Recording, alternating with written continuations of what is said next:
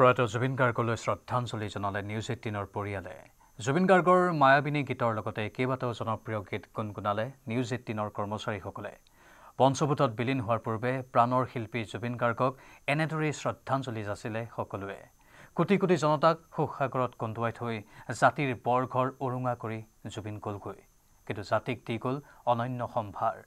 জুবিন গাৰ্গলৈ তেখেতৰ গীতেৰেই একাজলি শ্ৰদ্ধাঞ্জলি আমাৰ তৰফৰ পৰা।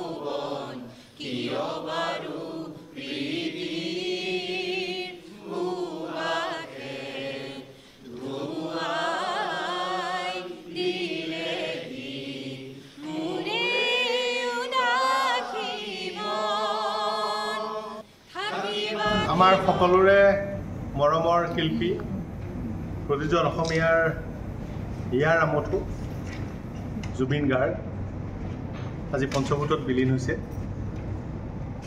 এক দুখৰ সময় সকলোৰে। এই সময়ছোৱাত অসম নহয়, ভাৰত নহয়, সমগ্ৰ বিশ্বৰ লোকে আমাৰ মৰমৰ শিল্পীজনে কেনেকৈ জনতাৰ হৃদয়লৈ সোমাই গৈছিল, কেনেকৈ জনতাৰ পৰা মৰম পাইছিল, কেনেকৈ দেশৰ সীমা পৰিধি পাৰ হৈ এক অসমীয়া সংগীতক প্ৰতিষ্ঠা কৰিছিল, কেনেকৈ জীৱন আৰু মানৱতাবোধৰ গীতেৰে সকলোকে এক কৰিছিল, জাতি বৰ্ণ ধৰ্ম ভাষা নিৰ্বিশেষে কেনেকৈ সকলোকে একেলগ কৰিছিল, সেই দৃশ্য যোৱা সময়ছোৱাত আমি সকলোৱে দেখিলোঁ। জুবিন গাৰ্গৰ শেষ ইচ্ছা আছিল সকলোৱে একেলগে মায়াবিনী গানটো গাব। আমি শ্ৰদ্ধা ইতিমধ্যে নিবেদন কৰিছোঁ, সকলোৱে নিবেদন কৰিছে। আমাৰ শ্ৰদ্ধা আছে, শ্ৰদ্ধা থাকিব, চিৰকাললৈ থাকিব। এনে এজন ক্ষণজন্মা ব্যক্তি কেতিয়াবা শতিকাত, কেতিয়াবা সমগ্ৰ এটা জাতিৰ ইতিহাসত এজনেই জন্ম হয়। দ্বিতীয়জন পাবলৈ নাই, সেই স্পৰ্শ কৰিব নোৱাৰে। আজি সমগ্ৰ অসম শোকাহত।